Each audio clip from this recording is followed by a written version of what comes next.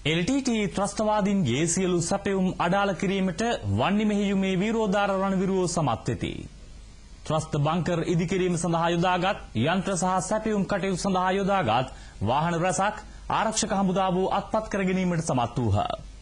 සැපයුම් අඩාල වීමෙන් LTT ඊයේ අභ්‍යන්තර ගැටලු රැසක්ද මතුව ඇතැයි උතුරෙන් ලැබෙන ආරංචි මාර්ග සඳහන් කරයි. මේ පිළිබඳ තොරතුරු ගෙනෙන ඉදිරි සටන් පෙරමුණේ සිටින අපනියෝජිත අනුර දුරකුඹුර.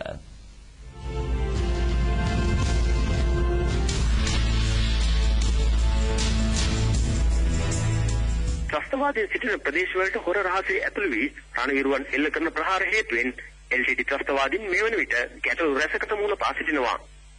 ඔවුන්ගේ සැපයුම් සිදු කිරීම දැන් දැඩි අභියෝගයක් වී තිබෙනවා. මෙම පසු කපන යන්ත්‍රය භාවිත කරමින් LTT ත්‍රස්තවාදීන් බංකර් සකස් කර ඇති ආකාරය දැකිය හැකියි. බ්‍රිගේඩියර් රෝහණ බණ්ඩාර මහතාගේ නායකත්වයෙන් යුත් දෙවන කාර්ය සේනාංකයේ ලුතිනන්ට් කර්නල් අතුල ආරියරත්න මහතා යටතේ ක්‍රියාත්මක 621 වන බල සේනාවේ 8 වන සිංහ රෙජිමේන්තුවේ රණවිරුවන් එල්ල කළ ප්‍රහාරයකින් මෙම පස් කපන යන්ත්‍රය විනාශ වී තිබෙනවා. ත්‍රස්තවාදීන් කිහිප දෙනෙකුද ප්‍රහාරයෙන් මිය ගොස් තිබෙනවා.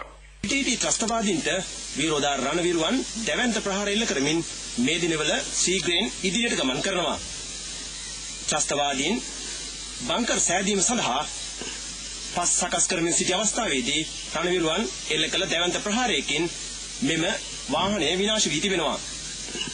දෙවන කාර්ය සේනාංකයේම අයත් 622 වන බල සේනාවේ 6 වන විජේබාහු පාබල හමුදා රණවිරුවන් එල්ල කළ මෙවැනිම ප්‍රහාරයකින් ත්‍රස්තවාදීන්ගේ කැබ්‍රත්යක් විනාශ වුණා.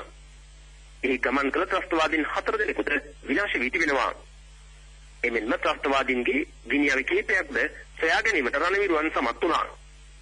පුදුකුඩිරුප්පු බටහිර ප්‍රදේශයේ මෙම සිද්ධීන් දෙකම සිදු වී තිබෙනවා.